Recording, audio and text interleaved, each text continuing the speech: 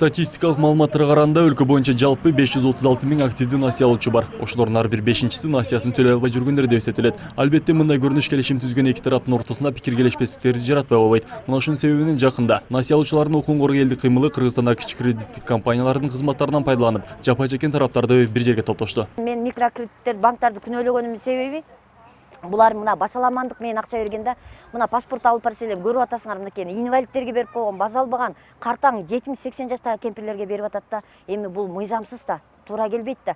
Ал кемпир эмне жумуш кылам деп ал да акчаны берип атканда сураш керек да булар. Эмнеге алып атасыз апа? Эмне кылып иштетесиз? Булар баягы реклама кылды да ар бир үйгө кирип алып туруп мына могу акчаны алсаңыз эле бир уй аласыз. Ал уюңуз бир торпок туйт. Апа, байысыз деп бергенде булар ар бир реклама кылышканда ар бир үйгө кирип алыпчы. Кичи кредиттик компаниялардан насыялуу учурда төлөй албай жаткандардын катарында Калбы Сапарбекова да бар. Айтымына караганда 10 жылдай убакыттан бери бир топ кичи кредиттик компаниялардан насыя алып, кайра өзүнүн урдуна жаап жүргөн. Учурда дал ушундай компаниялардын биринен дыйканчылыкка иштетүү үчүн 50 миң сом өлчөмүндө насыя алып, апрель айына болгон карызын төлөй албай шашчысы кетип турган чагы.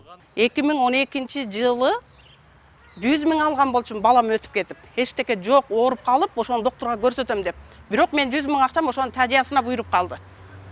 Ошолорду төлөй албай, ушу малга чейин мен кыйналып келатам.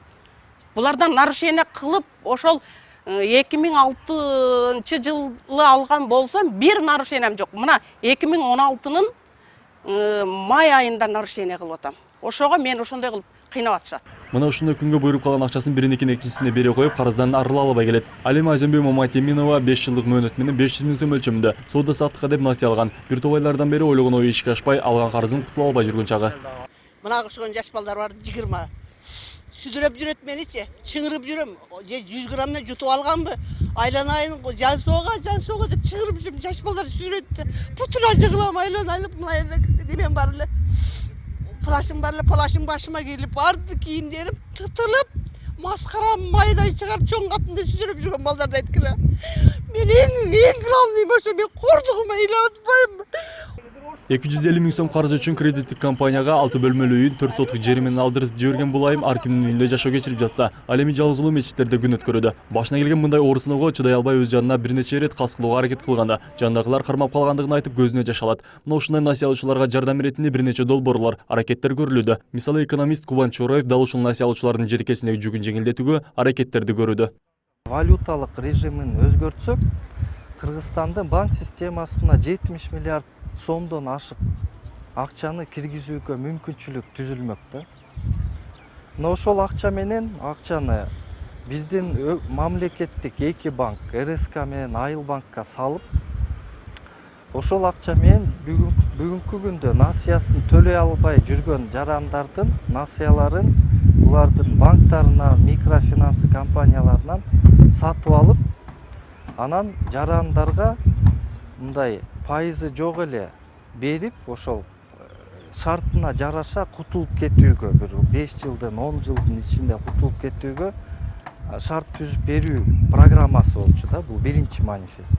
Негизи эле кичи кредиттик компанияларды эл аралык фонддор каржылайт. Жана алар өлкөдөгү жакырчылыкты жоюу максатында экендиктерин билдиришет. Бирок бул кагаз жүзүндө гана болбосо, анын реалдуу аткарылышы жокко эсептейт жабырланган тараптар. Ошо Американын посольствосунун алдында ошондо 7 дубанын эли барып талап кылалы деп атабыз. Эмне үчүн 1-2% менен келген акчаны силер эмне үчүн 44 менен берип атасыңар? Мына жооп берсин элге, чындыкты чыгарышыбыз керек. Мына ушундай элдин нараазачылыгында Финка, Компаньон, Мөлбулак, Байтүшүм, Агахан сыяктуу кредиттик компаниялардын аты аталып өттү. Бирок биз алардын айрымдарына барып кайрылганыбызда, кээ бирлери жооп берүүдөн баш тартса, дагы бири бул багытта атайын адистер иштешерин айтты. Бирок алар менен биздин байланышыбызга мүмкүнчүлүк болбоду. Ал эми компания менен элдин ортосунда мамиле туурасында экономика жаатындагы серепчи Эркин Абдыразаков буларга токтолду. Биринчиден баягы банкка барганда өзүнүн укугун билип барса, окуп финансылык жагынан баягы ар бир пунктты окуш керек жакшылап. Колго бернасың. Экинчиси жанагы көптөгөн баягы интернеттен же болбосо банктарга барып адистерден кеңеш албастан эле барып алат да булар. Ошон үчүн баягы максатсыз пайдаланат, ловушкага түшүп калат. Үчүнчүдөн баягы залогко коюп атканда имуществонучу, ошондо дагы баягы грамотныйраак болсо өтө эле төмөн баалап салышат. Ал эми айтылып жаткан чет өлкөлүк фонддордун Кыргызстандын кредиттик компанияларына берген 2%га чейинки акча каражатынын өлкө насыя алуучуларына жогорку суммада берилиши серепчилердин баамында одуну жыл деп бааланат. Кардарлардын сунуш талап менен, суроо талап менен аныкташ керек, рынок апрелдеш керек. Бирок булар искусственный надувать этип атат. Баягы себестоимость мындай биздин көрсөткөн услуганын тиги анамына деген шылтоо менен.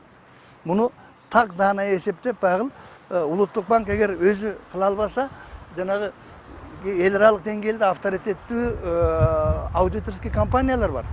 Ошолор аркылуу кылыш керек да. Баягы источникти каяктан алып келип атат. Эмне болгон акча аны жанагы финансовый рынок, финансовый разведка деген тыкыр көзөмөлдөп, бул акча кыргызстандыктардык эмес. Кимдики деп ошондо көзөмөлдөп коюш керек да. Дал ушул микрокредиттик компанияларга лицензия берип, алардын ишмердүүлүгүнө көзөмөл жүргүзүүгө уктуу болгон Улуттук банк өкүлдөрү алардын пайызды эмненин эсебинен коюшу жана канча пайызда элге берилишине киреше албай тургандыктарын айтышты. Мындай жагдайда өзүн билемдик өкүм сүрүшү анык. Ал эми биз бул теманы ушуну менен жыйынтыктадык дегенден алыспыз. Абай Нурбашевиков, Бетель Акылбек уулу, Ош Бирим жаңылыктары.